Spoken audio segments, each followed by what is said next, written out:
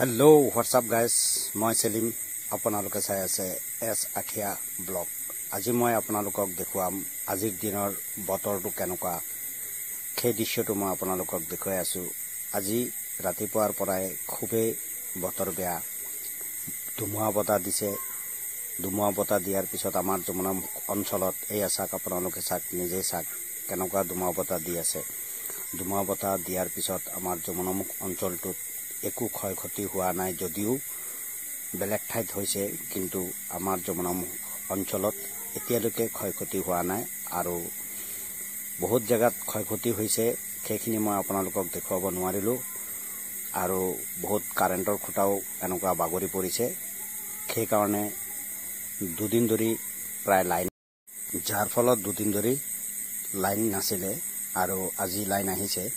আৰু মই কপিলী নদীৰ আমাৰ এই কপিলী ব্ৰিজৰ ওপৰত গৈছো আৰু গৈ পেলাই দেখিছো যে কপিলী নদীৰ পানী খুব দ্ৰুত গতিত বাঢ়ি আছে আৰু গম পোৱা গৈছে যে পানী খুবেই দ্ৰুত গতিত বাঢ়ি আছে। সেয়ে মই আপোনালোকক এটা মেছেজ দিব বিচাৰিছো, যিহেতু আপোনালোকে মোৰ ভিউৱাৰ্ছ হয়, মোৰ ফেমিলি মানুহ হয়, সেই কাৰণে মোৰ কৰ্তব্য মই আপোনালোকক জনাই দিছো।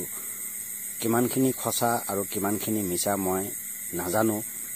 শুনা পাইছো বহুত মানুহৰ মুখত যে দুটা নে তিনিটা বান এৰিছে। সেই বান এৰাত হয়তো আমাৰ ক্ষয়ক্ষতি হ'ব পাৰে। সেয়ে কপিলীবাসী ৰাইজক মই অনুৰোধ কৰিছো, আপোনালোকে যিমান সোনকালে পাৰে, যদি পানী ৰাতিৰ ভিতৰত আৰু বেছিকে বাঢ়ি যায় তেনেহলে আপোনালোকে নিজৰ ওখ ঠাইলৈ আপোনালোকে যাব আৰু যদি কিবা বিপদৰ লক্ষণ দেখা পায় লগালগ আপোনালোকে পুলিচক ফোন কৰিব। শুনা পালো যে নিপ্পু গেট এৰা নাই, নিপ্পু গেটৰ যোনটো গেট আছে সেই গেট এৰা নাই, বৰপানীৰ গেট এৰিছে। সেয়ে যিকে নহওক আপোনালোকে সাৱধানত থাকিব। সকলোৱে মিলি দোৱা কৰক, আশীৰ্বাদ কৰক যাতে এই পানী আমাক ক্ষতি নকৰে, যিহেতু যদি ক্ষতি কৰে খুবেই বেয়া হ'ব।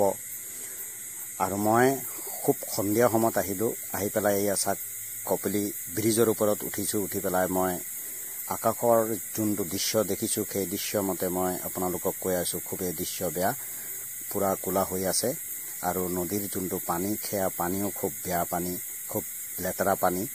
আপোনালোকে নিজে দেখা পাই আছে, মই আপোনালোকক দেখুৱাই আছো।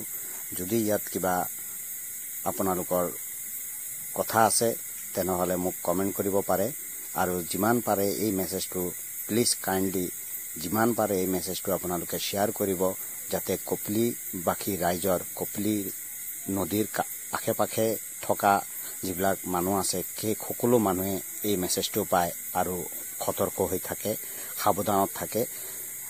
সেইকাৰণে মই আপোনালোকক কৈছো যে প্লিজ ভিডিঅ'টো শ্বেয়াৰ কৰিব, এনেকুৱা শ্বেয়াৰ কৰিব যাতে সকলোৱে এই মেছেজটো পায়। মই সেলিম বিদায় লৈছো আপোনালোকৰ পৰা। আপোনালোকে ভালে থাকিব, সুস্থ থাকিব, শান্তিত থাকিব। ভগৱান বা আল্লাহ যাতে আপোনালোকক ভালে